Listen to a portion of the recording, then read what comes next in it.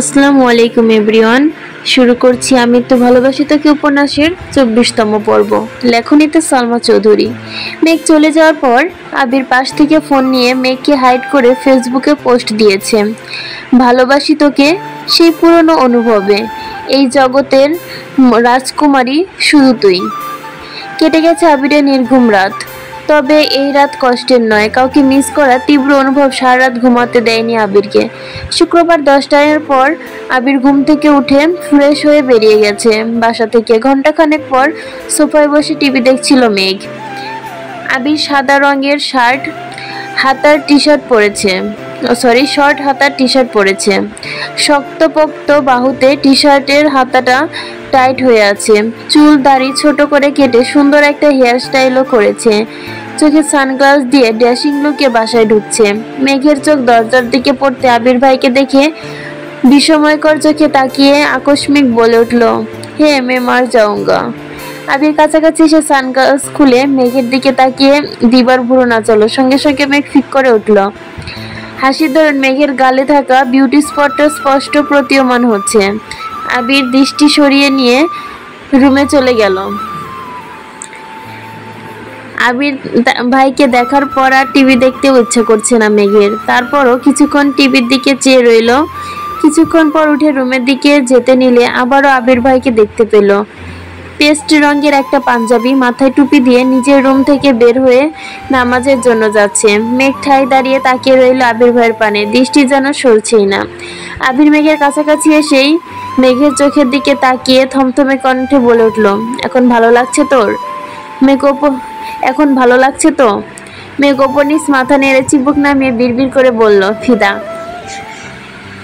মেঘ বিড়বিড় করে বললেও আবির শব্দটা স্পষ্ট শুনেছে। আবির মুচকি এসে সহসা স্বাভাবিক কণ্ঠে বলল, আমার রুমের টেবিলের উপর তোর জন্য গিফট রাখা আছে, দেখিস পছন্দ হয় কিনা। আবির দীর্ঘ পায়ে সিঁড়ি দিয়ে নেমে বেরিয়ে যাচ্ছে। মেন গেট পেরোতেই অষ্টাদশী অপলক দৃষ্টিতে তাকিয়ে আছে রাজপুত্রের গমনের পথে। অধরের কোণে মৃদু হাসিটা এখনো লেগে আছে। কয়েক মুহূর্ত পর আবিরের রুমে থেকে নিজের জন্য রাখা গিফটটা নিয়ে নিজের রুমে চলে আসছে। একটা ছোট্ট বক্স, সাথে একটা বড় বক্স, ছোট একটা চিরকুটও আছে। সংকল্প, শক্তি, সাহস এবং আত্মবিশ্বাসের সাথে জীবনের প্রতিটি চ্যালেঞ্জ মুখোমুখি করতে হবে। অনেক শুভকামনা রইল ডিয়ার, তোর জন্য। অভিনন্দন ডিয়ার স্প্যারো। কয়েকবার চিরকুটটা পড়ে মেঘ শুধু স্প্যারো লেখাটার দিকেই চেয়ে আছে। আবির ভাই যে স্পেশাল কোনো একটা নাম গিয়ে মেঘকে সম্বোধন করেছে তা দেখে মেঘ খুশিতে আত্মহারা হয়ে গেছে। ছোট বক্সে রেপিং সরাতে চোখে পড়ল লাল রঙের একটা বক্স। সচরাচর গোল্ডের জিনিসপত্রের ক্ষেত্রে এগুলো বেশি থাকে। বক্স খুলেই চোখে পড়ল সুন্দর ডিজাইনের একটা গোল্ডের ব্রেসলেট।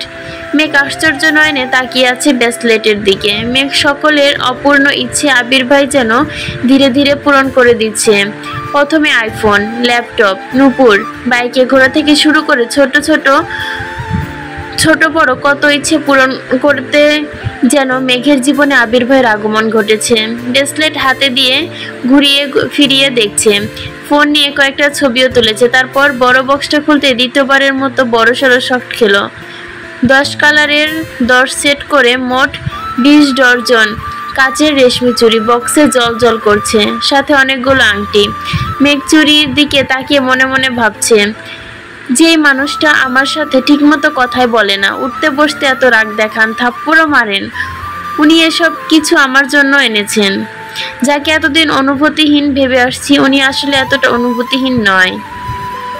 মেঘ সব কালারের চুড়ি পরে পরে ছবি তুলেছে।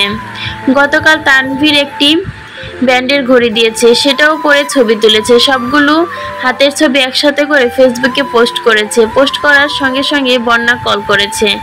বন্যাও গোল্ডেন জিপিএ পেয়েছে। গতকাল দুজনেই ব্যস্ত থাকার কারণে কথা বলতে পারেনি। বন্যা ফোন রিসিভ করে বলল, এত গিফট তোরে কে দিল? মেঘ সশব্দে হেসে বলল, আমার স্বপ্নের নায়ক। বন্যা কপাল কুঁচকে বলল, আবার ফালতু ব্যাটারি নিয়ে স্বপ্ন দেখছিস? মেঘ ঠোঁট কামড়ে বলল, আমি কি করব, আমার এত ভাল লাগে কেন না রে? বন্যা স্বাভাবিক কণ্ঠে বলল, সেসব বাদ দে, চল বিকালে দেখা করি। পাখি ও মায়াও বলেছে বের হবে। অনেকদিন দেখা হয় না ওদের সাথে। রেজাল্টের খুশিতে একটু আড্ডা দেওয়া যাবে, আসবি? মেঘ একটু ভেবে বলল, ঠিক আছে। আবির নামাজ থেকে এসে সকাল আর দুপুরের খাবার একসাথে খেয়ে বেরিয়ে পড়েছে।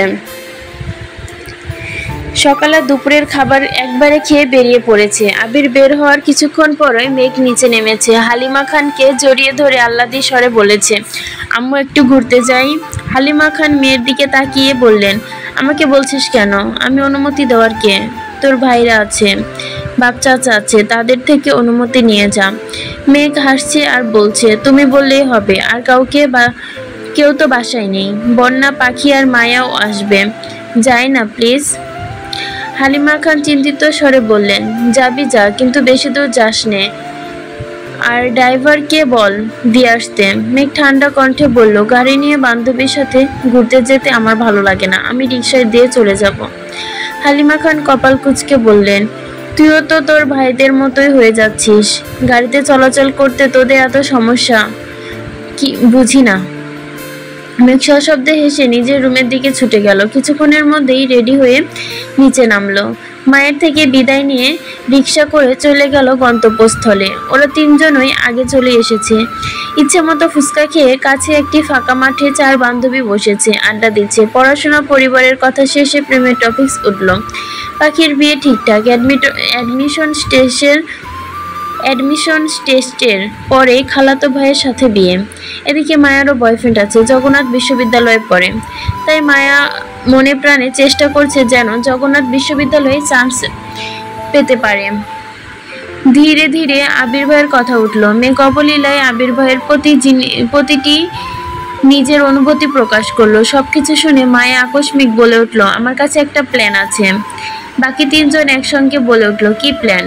মায়া বলল, আমাদের মধ্যে কারো ফোন থেকে তুই আবির ভাইয়ের নাম্বারে কল দে, একটু ঢং করে কথা বলবি, দেখবি ওনার মনে কি আছে। যদি উনি কাউকে পছন্দ করেন তাহলে সেটাও প্রকাশ পাবে, সাথে ওনার রিয়েক্ট সম্পর্কেও ধারণা পাওয়া যাবে। মেঘ প্রথম দিকে রাজি না হলে ওদের চাপে রাজি হলো। মায়ার নাম্বার থেকে কল দিল আবির ভাইয়ের নাম্বারে। আবির ভাই চট্টগ্রাম থাকাকালীনই নাম্বারটা সেভ করেছিল মেঘ, কিন্তু কোনোদিন কল দেওয়ার সাহস করেনি। আজ মায়ার ফোনে আবির ভাইয়ের নাম্বারটা লেখার সময় মেঘের হাত কাঁপছিল। ডায়াল করলো আবির ভাইয়ের নাম্বারে। ভয়ে মেঘের হাত পা ঠান্ডা হয়ে আসছে। প্রথমবার রিসিভ হলো না। মায়া আর পাখি মেঘকে সাহস দিল। বন্যা নীরব দর্শক, সে চায় মেঘ ভালো থাকুক, সেটা আবির ভাইয়ের সাথে হোক বা অন্য কারোর সাথে, যে মেঘকে ভালো রাখবে। দ্বিতীয়বার কল দিয়েছে। কয়েকবার রিং হওয়ার পর রিসিভ হলো। লাউড স্পিকার দিয়ে মেঘ রোমান্টিক মোডে ডাক দিল, জান। আবির কপাল কুঁচকে প্রশ্ন করলো, কে? মেঘ ঢোক গিলে আহ্লাদি কণ্ঠে বলল, আমি তোমার বউ। আবির মুচকি হেসে উত্তর দিল, জান বলো। মেঘ দাঁতে দাঁত চেপে বৃহৎ চোখে চাইলো বান্ধবীদের দিকে। রাকিব ডেকে উঠল, কি আবির, কার সাথে কথা বলিস? আবির উত্তেজিত কণ্ঠে বলল, আমার বউ কল দিয়েছে, ডিস্টার্ব করিস না। মেঘ সহ বাকি তিনজনই হাঁ হয়ে চেয়ে আছে। মায়া কল মিউট করে মেঘের কানে কানে কি বলছে আনমিউট করে মেঘ স্বাভাবিক কণ্ঠে বলল, আই মিস ইউ জান। আবির নিঃশব্দে হেসে উত্তর দিল, আই মিস ইউ ট্রু জান। কোথায় আছো বলো, আমি এখনই আসছি। আবিরের মুখে এমন কথা শুনে মেঘ তাজ্জব বনে গেল। নিঃশ্বাস যেন গলায় আটকে যাচ্ছে, শরীর ঘামতে শুরু করেছে। নিজের কানকে বিশ্বাস করতে পারছে না। প্রেমিকা সুলভ মনে এক মুহূর্তেও আধার নেমেছে। চেনা নেই, জানা নেই, আননোন নাম্বারে কোনো মেয়ের সাথে আবির ভাই এভাবে কথা বলবেন, সেটা মেঘ ভাবতেই পারছে না।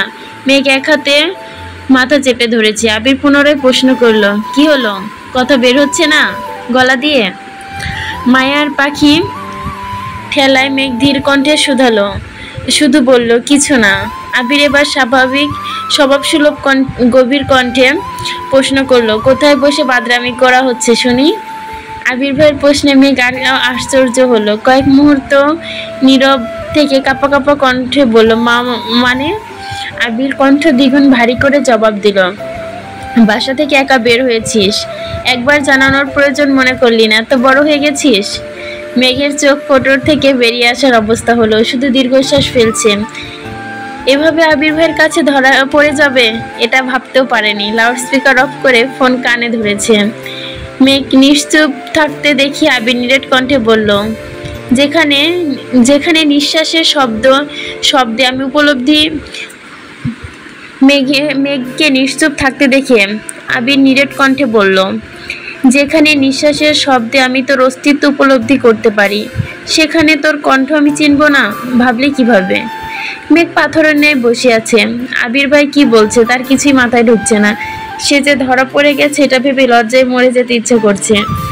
আবির ভাই না কি ভাবছে, থাপ্পড়ই না দিয়ে বসেন। আবার থাপ্পড় কথা মনে পড়তে সঙ্গে সঙ্গে গালে হাত দিল মেঘ। আবির পুনরায় প্রশ্ন করলো, কোথায় আছিস? মেঘ তখনও গালে হাত দিয়ে নিস্তব্ধ হয়ে বসে আছে। আবির রাগান্বিত কণ্ঠে বলল, কি হলো বল? মেঘ গলা কাঁপছে, কোনো রকম জায়গার নামটা শুধু বলল। আবির স্বাভাবিক কণ্ঠে জানালো, আমি কিছুক্ষণের মধ্যে আসছি, বলেই কলটা কেটে দিল। আবির ভাই কল কাটতেই অষ্টাদশী আকাশমানে চেয়ে বড় বড় দীর্ঘশ্বাস ছাড়ছে। আল্লাহ বাঁচাও আমায়, আর জীবনে এমন কাণ্ড করব না, এবারের মতো বাঁচিয়ে নাও। বন্যা চিন্তিত স্বরে শুধালো, কি হয়েছে? বকা দিছে? কি হয়েছে? বকা দিছে? পাখি আর মায়াও অবুঝের মতো চেয়ে আছে। মেঘ এপাশ ওপাশ মাথা নেড়ে জানালো, কিছুক্ষণের মধ্যে আসবে, দোয়া কর যাতে মায়ের না খাই। এই কথা শুনে পাখি মায়া আর বন্যা তটস্থ হয়ে গেছে। সবাই চিন্তায় পড়ে গেছে। ফাজলামো করতে কিভাবে সিরিয়াস হয়ে যাবে ভাবতে পারেনি। কিছুক্ষণের মধ্যে একটা বাইক এসে থামলো রাস্তার পাশে। সেই নামাজের সময় পরা পাঞ্জাবিটা দেখে মেঘ চিনতে পারলো। মেঘ সেদিকে চেয়ে দাঁতে দাঁত চেপে ভয়ে ভয়ে বলল, আবির ভাই। বাকি তিনজনের নজর পড়লো সেই দিকে। আবির বাইক থেকে নেমে বাইকের সাথে হেলান দিয়ে দাঁড়িয়ে হেলমেট খুলছে। বন্যা আবির ভাইকে আগে দেখলেও পাখি আর মায়া আগে দেখেনি।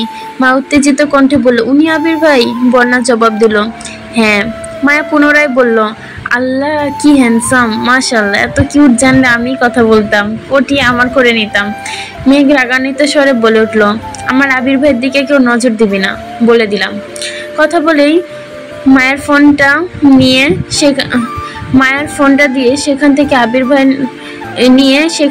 আবির ভাইয়ের নাম্বারটা ডিলিট করে ফোন দেখে নিজের পার্স নিয়ে রাগে ফুসতে ফুসতে উঠে চলে গেছে। মেঘের এমন কাণ্ডে পাখি আর মায়া দুজনে হাসছে, কিন্তু বন্যা স্তব্ধ হয়ে চেয়ে আছে মেঘের দিকে। আবির ভাই কিভাবে রিয়েক্ট করবেন সেটা দেখতে বন্যা ব্যস্ত। মেঘ আবিরের কাছাকাছি আসতে আবির তীক্ষ্ণ দৃষ্টিতে মেঘের দিকে চাইল। ক্রোধাতীত মুখশ্রী দেখে আবির কপাল কুঁচকালো। মেঘের সরু নাকের ডগা ফুলে উঠেছে, ঘামে চিকচিক করছে, সাথে লাল হয়ে আছে দুগাল। মেঘ কাছাকাছি আসতে আবির ঠান্ডা কণ্ঠে শুধালো, রাগ উঠেছে কেন? আরো আড্ডা দিলে যা, আমি ওয়েট করছি, সমস্যা নেই।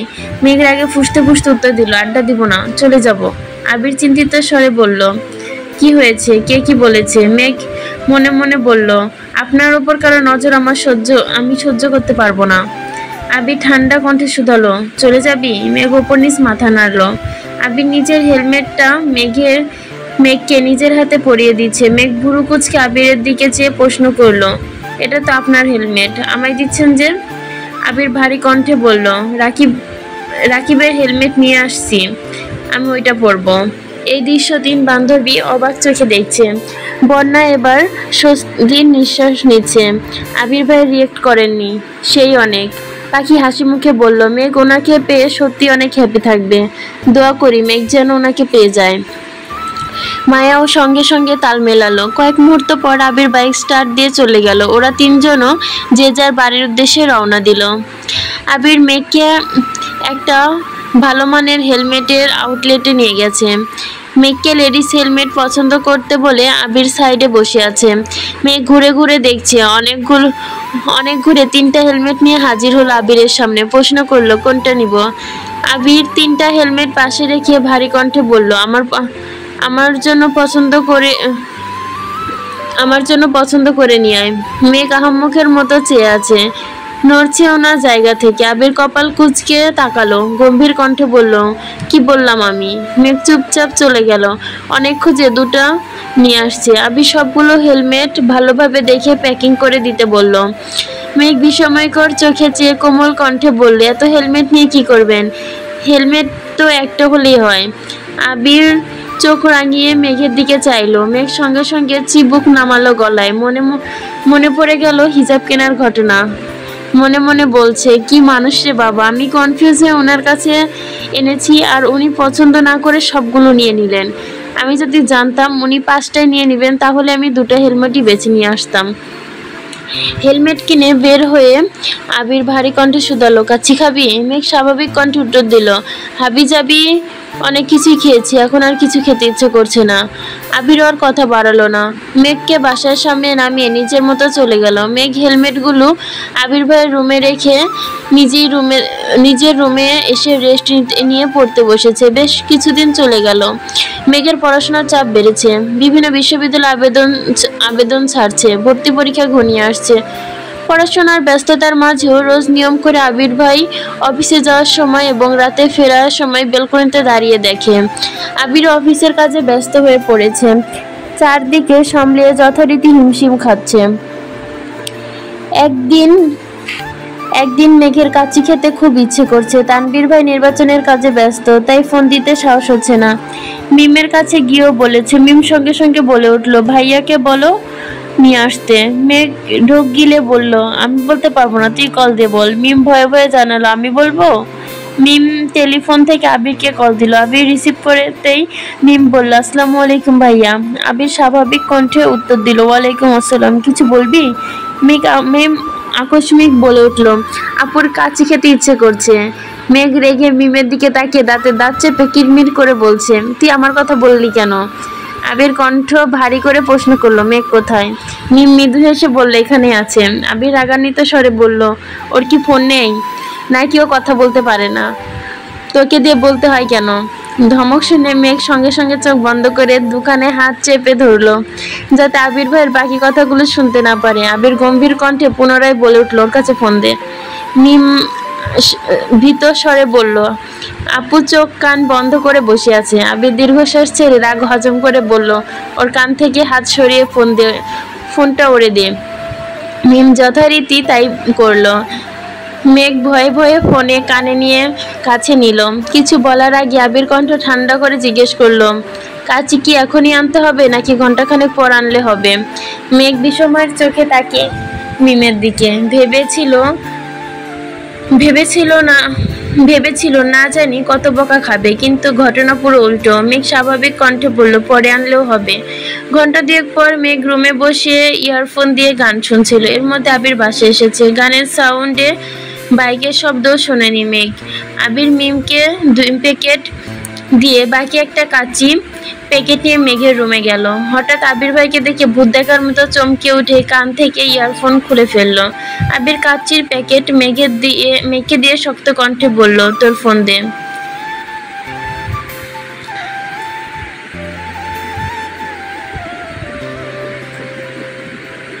এই পর্যন্ত ছিল আমি তো ভালোবাসি তোকে উপন্যাসের 24তম পর্ব। এখন শুরু করছি আমি তো ভালোবাসি তোকে উপন্যাসের 25তম পর্ব। লেখনীতে সালমা চৌধুরী। মেঘ ভয়ে ভয়ে ফোন এগিয়ে দিল আবিরের দিকে। ফোন হাতে নিতেই আবিরের চোখ পড়ল ফোনে গান বাজতেছে। কি নেশা ছড়ালে, কি মায়া জড়ালে। আবির তীক্ষ্ণ দৃষ্টিতে মেঘের দিকে তাকিয়ে পুনরায় ফোনে মনোযোগ দিল। কয়েক মুহূর্ত পর অষ্টাদশীর ফোনে ছবি সহ নিজের নাম আমার আবির ভাই দেখে হুট করে বিষম খেয়ে উঠল আবির। কাশতে কাশতে বিছানার পাশে বসে পড়েছে। মেঘ আতকে উঠে শুধালো, কি হয়েছে আবির ভাই? মেঘ সঙ্গে সঙ্গে পানি ঢেলে গ্লাস এগিয়ে দিয়ে আবির ভাইয়ের মাথায় ফু দিচ্ছে। আবির কিছুটা স্বাভাবিক হয়ে গ্লাসের সবটুকু পানি শেষ করলো। মেঘের ফোন বিছানায় রেখে দীর্ঘশ্বাস ছাড়লো। গ্লাস মেঘকে দেওয়ার সঙ্গে সঙ্গে এক পলক তাকালো অষ্টাদশীর মুখের পানে। 1 সেকেন্ডে হাসবে নাকি রাগ করবে সেটা বুঝে উঠতে পারছে না আবির। কিছুক্ষণ বসে উঠে যাওয়ার সময় গম্ভীর কণ্ঠে বলল, আমার নাম্বার তো তোর ফোনে আছেই, তাহলে মামনিকে দিয়ে মিমকে দিয়ে কেন কল দিতে হয়? তুই কল দিতে পারিস না? মেঘ জিহ্বায় কামড় দিয়ে মাথা নিচু করে দাঁড়িয়ে আছে। 2 পায়ে গিয়ে আবির পুনরায় থমকে দাঁড়ালো। ঘাড় ঘুরিয়ে চেয়ে রাশভারী কণ্ঠে বলল, ভণ্ডামি বাদ দিয়ে পড়াশোনায় মনোযোগ দে। কথাটা বলে এক সেকেন্ডও দাঁড়ায়নি, বেরিয়ে পড়েছে রুম থেকে। মেঘ বিড়বিড় করে বলছে, সর্বনাশ, নাম্বারটা সেভ করা দেখেই বিষম খেলেন উনি। মেঘ তাড়াতাড়ি বসে নাম্বারটা বের করলো। একবার ভাবলো নাম্বারটা পাল্টে, পরক্ষণে মনে করলো যা দেখা তা তো দেখে ফেলেছে, এখন আর পাল্টে কি হবে। মেঘ ছবিটা দেখে হাসছে আর বলছে, আহারে, কবে যে নামের পিছন থেকে এই ভাইটা সরাতে পারবো। কিছুদিন পর আলী আহমদ খান আর মোজাম্মেল খান অফিসের কাজের ফাঁকে গল্প করছিল। গল্প না, ঠিক দুই ভাই নিজেদের সুখ দুঃখের কথা শেয়ার করছিল। মোজাম্মেল খান আলী আহমেদ খান ছোট থেকেই বন্ধুর মতো। এখন যেমনটা তানভীর আর আবিরের সম্পর্ক। মোজাম্মেল খানকে চিন্তিত দেখে আলী আহমেদ খান প্রশ্ন করলেন, কি রে, কি হয়েছে তোর, শরীর খারাপ নাকি? মোজাম্মেল খান চিন্তিত স্বরে বললেন, মেঘকে নিয়ে চিন্তায় আছি ভাইজান। আলী আহমেদ খান গম্ভীর কণ্ঠে শুধালেন, মেঘ মাকে নিয়ে তোর কিসের চিন্তা? কত লক্ষ্মী একটা মেয়ে। মোজাম্মেল খান তপ্ত স্বরে বললেন, সামনে ভার্সিটি পরীক্ষা, মেডিকেল পরীক্ষা, তানভীরটা তো ঠিকমতো পড়লই না, এখন সব আশা ভরসা তো মেঘকে নিয়েই। আলী আহমেদ খান ভাইকে সাহস দিয়ে বললেন, আরে চিন্তা করিস না, ইনশাল্লাহ চান্স হয়ে যাবে। না হলে কত কত প্রাইভেট বিশ্ববিদ্যালয় আছে, ওইগুলোতে পড়বে, সমস্যা কি? মোজাম্মেল খান মন খারাপ করে বললেন, আমি তো চাই মেয়েটা মেডিকেল পড়ুক। আলী আহমেদ খান হাসি মুখে উত্তর দিলেন, ভাগ্যে যা আছে তা তো হবেই, দিন শেষে ওরা মানুষ হলেই হলো, আর কোনো চিন্তা নেই। মোজাম্মেল খান এবার একটু ঠান্ডা স্বরে বলে উঠলেন, হ্যাঁ, তোমার আর চিন্তা কি? তোমার ছেলে তো পড়াশোনা শেষ করে তোমার কথা মতো ব্যবসা জড়িয়ে গেছে, তোমার তো খুশিই লাগবে। আলী আহমদ খান ভাইয়ের কথার সশব্দে হেসে উঠলেন, হাসতে হাসতে বললেন, আমার ছেলে আমার কথা মেনে অফিসে আসছে, এটা দেখছিস, আর নিজের মর্জি মাফিক কোম্পানি শুরু করেছে, বাইক কিনলো, রাত বিরাতে বাড়ি ফেরে নিজের মতো চলে, এগুলো তো কিছুই বললি না। এসব কথা বাদ দে, আমার ছেলে তো আর তোর ছেলে বলতে কিছু নেই। আমরা যেমন মিলেমিশে আছি, আমি চাই আমাদের সন্তানরাও সারা জীবন মিলেমিশে থাকুক। মোজাম্মেল খান হাসি মুখে উত্তর দিলেন, দোয়া করি যেন তাই হয়। এরকমই আবি দরজার দাঁড়িয়ে বলল, আসবো? আলী আহমদ খান তাকিয়ে বললেন, হ্যাঁ আসো। তোমাকে কতদিন বলেছি আমার রুমে আসতে অনুমতি নিতে হবে না। আবির গম্ভীর কণ্ঠে উত্তর দিল, আপনারা কথা বলছিলেন, হুট করে ঢুকে পড়া ভালো দেখাবে না, তাই ভেতরে ঢুকিনি। মোজাম্মেল খান বললেন, আমাদের সব কথা তো তোমাদের নিয়েই, তোমরা ভালো থাকো এটাই তো চাই। চাচুর দিকে চেয়ে আবির মুচকি হাসলো, তারপর আব্বুর দিকে একটি ফাইল এগিয়ে দিয়ে বলল, সময় করে ফাইলটা একটু দেখে নিন প্লিজ। আবির যাওয়ার জন্য পা বাড়ালো। আলী আহমেদ খান দেখলেন, শোনো। আলী আহমদ খান ছেলের দিকে তাকিয়ে নরম স্বরে বললেন, দুই অফিস সামলাতে কি খুব কষ্ট হচ্ছে?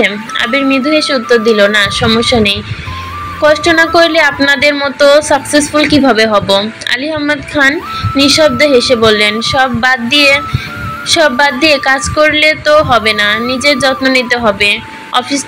অফিস তো শেষই, বাসায় যাবে না? আবির ঠান্ডা কণ্ঠে বলল, 5-10 মিনিট পর বেরিয়ে যাব। আবির বাবার কেবিন থেকে বেরিয়ে নিজের কেবিনে চলে গেল। মোজাম্মেল খান আর আলী আহমেদ খান ফাইল চেক করে রেখে বেরিয়ে যায় বাসার উদ্দেশ্যে। ড্রাইভার গাড়ি নিয়ে আসতে আসতে আলী আহমেদ খান হঠাৎই শাহরিয়ারকে দেখে কিছুটা এগিয়ে যান। উচ্চস্বরে ডাকলেন, এই শাহরিয়ারের কাছে একটা দোকানে কি কিনতেছিল। আলী আহমেদ খানকে দেখেই এগিয়ে এসে সালাম দিয়েছে। আলী আহমেদ খান সালামের উত্তর দিয়ে বললেন, কেমন আছো তুমি? শাহরিয়ার হাসি মুখে উত্তর দিল, জি আলহামদুলিল্লাহ, আপনারা কেমন আছেন? দুভাই সশব্দে হেসে উঠল, আলহামদুলিল্লাহ ভালো। আলী আহমেদ খান স্বাভাবিক কণ্ঠে প্রশ্ন করলেন, তুমি যে অসুস্থ ছিলে, সুস্থ হয়েছ? শাহরিয়ার মনে মনে বিড়বিড় করে বলল, ছেলে মেরে হাসপাতালে পাঠাইছে আর এখন বাপে খবর নিচ্ছে, ভালোই। আলী আহমেদ খান পুনরায় বলে উঠলেন, তুমি যদি বলতে আমাদের বাসা দূর হয়ে যায় তোমার জন্য, আমি পেমেন্ট বাড়াইতাম, কিন্তু তুমি তো কিছুই জানালে না। শাহরিয়ার শুধু বলছে না মানে অমনি চোখে পড়ছে অফিসের মেন গেটে সামনে দাঁড়ানো আবিরকে। চোখ রাঙিয়ে তাকিয়ে আছে শাহরিয়ারের দিকে। মোজাম্মেল খান গম্ভীর স্বরে বললেন, কি হলো? শাহরিয়ার ঢোক গিলে ধীর কণ্ঠে জানালো, অসুস্থ ছিলাম তাই জানাতে পারিনি। এটা কি আপনাদের অফিস আঙ্কেল? আলী আহমেদ খান হাসি মুখে উত্তর দিল, হ্যাঁ। আসো চলো ভিতরে আসো, চা কফি খেয়ে যাও। শাহরিয়ার মাথা নেড়ে না করলো আর মনে মনে বলল, আগে জানলে এই রাস্তায় আসতাম না। আবার অফিসে বসে চা কফি খাবো, আর মার খেতে চাই না। শাহরিয়ার চোখ তুলে চাইতে দ্বিতীয়বার চোখাচোখি হলো আবিরের সাথে। আবির রাগে কটমট করছে। শাহরিয়ার তাকাতেই আঙুল দিয়ে ইশারা করলো চলে যেতে। শাহরিয়ার বাধ্য ছেলের মতো বিদায় নিয়ে সেখান থেকে কেটে পড়লো। আলী আহমদ খান আর মোজাম্মেল খান ঘুরতে আবিরকে হেলমেট পরতে ব্যস্ত হলো। মোজাম্মেল খান আবিরকে দেখে বলে উঠলেন, ছেলেটাকে মেঘের জন্য টিউটর ঠিক করা হয়েছিল। তুমি আসার পরেই তো পড়াতে গিয়েছিল, চিনতে পারোনি? আবির গম্ভীর কণ্ঠে উত্তর দিল, জি না, খেয়াল নেই। আলী আহমেদ খান ভাইয়ের দিকে চেয়ে জানালেন, ছেলেটা পড়াবে বললে তো পেমেন্ট বেশি দিয়ে হলেও রাখতাম, বললেই তো পারতো। আবির ভারী গলায় বলল, কপাল কুঁচকে বলল, ছেলে যদি পড়াতে না চায় তাহলে জোর করে কি দরকার? তাছাড়া নতুন টিউটর তো শুনলাম ভালোই পড়াচ্ছে। আলী আহমেদ খান বলল, একদিন এসে ছেলেটা আর বাসায় গেল না, কল দিয়ে জানালোও না। 2-3 দিন পর আমি কল দেওয়ার পর বলল অসুস্থ, আর পড়াবে না। আজ সামনে পেয়েছি, জিজ্ঞেস করলাম আর কি। আবির কণ্ঠ দীর্ঘণ ভারী করে জবাব দিল, ছেলের পড়ানোর ইচ্ছে ছিল না, তাই হয়তো জানায়নি। আপনারা এখন তাকে এত প্রশ্ন করছেন, এতে সে বিরক্ত হতে পারে। আলী আহমদ খান শ্বাস ছেড়ে বললেন, তাও ঠিক, কথা তো আজ বললামই, আর তো কথা বলার দরকার নেই। আলী আহমেদ খান আর মোজাম্মেল খান গাড়িতে উঠে বাসার উদ্দেশ্যে চলে গেছে। আবির নিজের অফিস ঘুরে ঘন্টাখানেকের মধ্যে বাসায় এসেছে। আবিরের বাইকের শব্দে মেঘ বেলকনিতে ছুটে গেছে। অনেকদিন ছাদে যাওয়া হয় না। মেঘ মনে মনে ভাবছিল আবির ভাই আসলে চাবি নিয়ে ছাদে যাবে। মেঘ নিজের রুম থেকে বেরিয়ে আবির ভাই দুর্বোধ্য দৃষ্টিতে চেয়ে আছে। পলক পড়ছে না একটিবার। আবির মেঘের কাছে এসে একবার তাকিয়ে সঙ্গে সঙ্গে দৃষ্টি নামালো। পকেট থেকে একটা কিটক্যাট চকলেট বের করে মেঘকে দিল। মেঘ চকলেট নিয়ে মাথা নুইয়ে মুচকি হাসলো। নিজেকে স্পেশাল কেউ মনে হচ্ছে। আবির চলে যাচ্ছে, তৎক্ষণাৎ মেঘের মনে পড়ে গেল চাবির কথা। মেঘ তটস্থ হয়ে ডাকে, আবির ভাই। আবির রুমের দিকে যেতে যেতেই উত্তর দেয়, মেঘ একগাল হেসে বলে, ছাদে যাব, চাবিটা কি দেওয়া যাবে? আবির গুরুগম্ভীর কণ্ঠে বলল, নিয়ে যায় এসে। মেঘ দ্রুত নিজের রুমে গিয়ে চকলেটটা লুকিয়ে রেখে মোবাইল নিয়ে বের হয়েছে। আদি চকলেট হোক আর চিপস যা পায় সবে খেয়ে ফেলে। এ যেন মিম আর মেঘ প্রিয় জিনিস বা খাবারগুলো লুকিয়ে রাখে যাতে আদি নিতে না পারে। মেঘ চাবি নিয়ে তালা খুলে ছাদে চলে গেছে। বিকালের রোদ গাছে থাকায় ফুলগুলো জ্বলজ্বল করছে। ইদানিং প্রতি রাতেই বৃষ্টি হয়, কিন্তু দিনের বেলা তার রেশ মাত্র থাকে না। মেঘ কয়েকটা গাছের পাতা আর অবাঞ্ছিত ডালপালা কেটে ধুয়ে ছাদে হাঁটছিল। 10-15 মিনিট পর আবির একটা সেন্টু গেঞ্জি আর লুঙ্গি পরে ছাদে আসছে। আচমকা আবির ভাইকে দেখে কিছুটা ভয় পেয়েছে। তবে দেশে ফেরার পরে প্রথম আবির ভাইকে লুঙ্গি পরা দেখে মেঘ দাঁত কেলিয়ে হেসে উঠল। হাসি যেন থামছে না, বরং হাসির তীব্রতা ক্রমশ বেড়ে যাচ্ছে। আবির কপাল কুঁচকে তাকালো। আবিরের চাউনিতে মেঘ চিবুক নামিয়ে মুখে হাত চেপে হেসেই যাচ্ছে। আবির কপাল কুঁচকে প্রশ্ন করলো, এভাবে হাসছিস কেন? মেঘ সরল স্বীকারোক্তি, আপনাকে দেখে হাসি পাচ্ছে। আবির বিরক্ত হয়ে বলল, এভাবে হাসছিস যে, তোর তানারা ধরবে নে।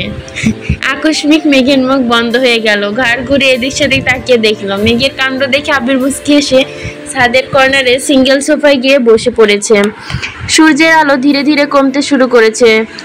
মেঘ সঙ্গে সঙ্গে চুল বেঁধে মাথায় ঘোমটা টেনে ধীর পায়ে আবির ভাইয়ের দিকে গিয়ে দাঁড়িয়ে পড়লো। আবির ফোনে কথা বলছে আর মেঘ ছাদের রেলিং ঘেঁষে দাঁড়িয়ে এক দৃষ্টিতে আবির ভাইকে দেখছে। মেঘকে প্রথম দেখে হাসলেও এখন মেঘের ভালোই লাগছে। শক্তপোক্ত উন্মুক্ত বাহু দেখেই মনে হচ্ছে জিম করে এমন বডি বানিয়েছে। প্রশস্ত বুকের লোমগুলো হালকা হালকা দেখা যাচ্ছে।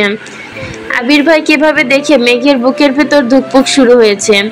আবির ভাইয়ের হাতে মেহেদি দেওয়া থাকলে এখন নতুন জামাই লাগতো। এটা ভেবে মেঘের মুখ লজ্জায় লাল হয়ে গেছে। আবির ভাই শ্যামবর্ণের মুখশ্রী সর্বাঙ্গ মেঘের অস্তিত্ব ঘুরপাক খায়। চোখ বন্ধ করলেও যেন তামাটে চেহারা চোখের সামনে ভেসে ওঠে।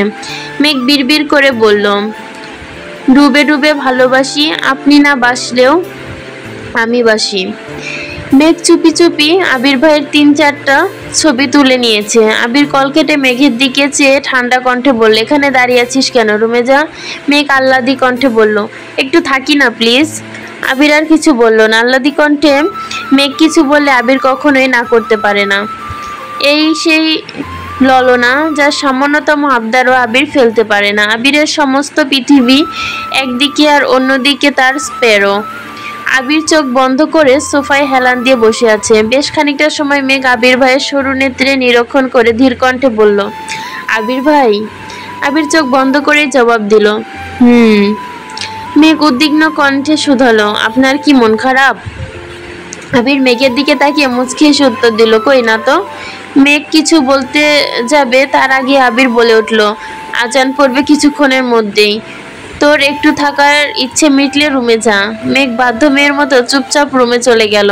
আবির মনে মনে বলছে, আমি তো তোর সাথে জীবনের প্রতিটা সূর্যোদয় সূর্যাস্ত দেখতে চাই, তার জন্য অনেক ঝড়ঝাপটা পেরোতে হবে। যাই হয়ে যাক, একদিন তোকে আমার করে নিব ইনশাল্লাহ। হঠাৎ এক বৃহস্পতিবারে মেঘ আর বনার কোচিং থেকে বের হতেই দেখতে পেল আবির ভাই বাইকের সামনে দাঁড়িয়ে আছেন। হঠাৎ এক বৃহস্পতিবারে মেঘ আর বন্যা কোচিং থেকে বের হয়ে দেখতে পেল আবির ভাই বাইকের সামনে দাঁড়িয়ে আছেন। মেঘকে বের হতে দেখে আবির কিছুটা এগিয়ে আসলো। আবির বন্যার দিকে চাইলো, চোখাচোখি হলো দুজনের। বন্যা হাসি মুখে বলল, আসসালামু আলাইকুম ভাইয়া, কেমন আছেন? আবির স্বভাব সুলভ গভীর কণ্ঠে উত্তর দিল, ওয়ালাইকুম আসসালাম, আলহামদুলিল্লাহ ভালো আছি, তুমি কেমন আছো? বন্যা উত্তর দিল, আলহামদুলিল্লাহ। আবির স্বভাব সুলভ কণ্ঠে প্রশ্ন করলো, তুমি তো বন্যা? বন্যা বলে, জি ভাইয়া। বন্যা পুনরায় বলে উঠল, আমি আসছি ভাইয়া, ভালো থাকবেন। আসছি মেঘ। কথাগুলো বলেই বন্যা কোনোভাবে পালালো এখান থেকে। আবির মেঘের দিকে তীক্ষ্ণ দৃষ্টিতে চেয়ে শুধালো, তোর বান্ধবীও দেখা যায় তোর মতোই। মেঘ আহম্মক মতো চেয়ে প্রশ্ন করলো, কেমন? আবির ঠাট্টা স্বরে বলল, তার সিরা। মেঘ ভুরু কুচকে বলল, মোটেও না। মেঘ বেঞ্চি কেটে গাল ফুলিয়ে দাঁড়িয়ে আছে। আবির সশব্দে হেসে বলল, চড়ুই পাখিকে গাল ফোলালে পেঁচার মতো লাগে। মেঘ রাগে ফুঁসতে ফুঁসতে আবির ভাইয়ের দিকে চাইলো, কিন্তু আবির ভাইয়ের মুখে কৃত্রিম হাসি দেখে নিজের রাগটা ধরে রাখতে পারলো না। মেঘ নিজের ঠোঁট কামড়ে ধরে কয়েক সেকেন্ড আবার চোখে তাকিয়ে সহসা মেঘের দিকে। মেঘ মনে মনে বলল, আপনার হাসিতে আমি বেসামাল হয়ে যাব। আবির বাইকের কাছে গিয়ে হেলমেট পরে নিল। মেঘের কাছে যেতে মেঘের জন্য কিছুদিন আগে কেনা একটা হেলমেট নিয়ে মেঘকে পরাতে গেল। মেঘ বলে, আমি পড়তে পারবো। আবির গম্ভীর কণ্ঠে শুধালো, আমি পরিয়ে দিলে সমস্যা? মেঘের বুকের ভেতর তোলপাড় চলছে। এটা সে আবির ভাইকে কিভাবে বোঝাবে? আবির ভাই কাছে আসলে ওনার শরীর থেকে আসা তীব্র ঘ্রাণ মেঘের মস্তিষ্কে নিউরন পর্যন্ত নড়িয়ে দেয়। মেঘের বক্ষস্পন্দন জোরালো হয়। নিজেকে সামলানোর সব শক্তি ক্রমে বিলীন হয়ে যাচ্ছে। আবির নিজেই হেলমেট পরিয়ে দিয়ে বাইকে বসলো। মেঘের দিকে চাইতেই মেঘ ঘুরে গিয়ে বাইকে বসলো। আবির বাইক টান দিতেই হুমড়ি খেয়ে পড়লো আবিরের পিঠে। নিজেকে সামলে সঙ্গে সঙ্গে দুহাতে আবির ভাইয়ের কাজ চেপে ধরলো। আবির উচ্চস্বরে বলল, আর একদিনও তোকে ধরতে বলবো না, পড়ে গেলে ফেলে চলে যাব। আবির মেঘ চুপচাপ আশপাশ দেখছে। কত কত কাপল ফুটপাত দিয়ে একসাথে হাঁটছে। কেউ কেউ রাস্তার পাশে দাঁড়িয়ে ফুচকা খাচ্ছে, কেউ বা শাড়ি পাঞ্জাবি পরে হাঁটছে। কত মানুষ বাইক রিক্সায় ঘুরছে। তাদের দেখে মেঘের মনে প্রেমানুভূতি জাগছে। খুব ইচ্ছে করছিল আবির ভাইয়ের কাছে ভাইকে পিছন থেকে জড়িয়ে ধরার, কিন্তু সাহস হচ্ছিল না। সব দ্বিধা সন্ধ্যা সরিয়ে আকস্মিক আবির ভাইয়ের পিঠে মাথা রাখলো মেঘ। আবির সঙ্গে সঙ্গে বাইকের গতি কমিয়ে মৃদু হেসে ঘাড় ঘুরিয়ে দেখার চেষ্টা করলো। মেঘ তা বুঝতে পেরে সহসা মুখ তুলে স্বাভাবিক হয়ে বসলো। আবিরের মুখের হাসিটা কয়েক সেকেন্ডে বিলীন হয়ে গেল। কিছুক্ষণের মধ্যে একটা বাইকের শোরুমের সামনে এসে থামলো।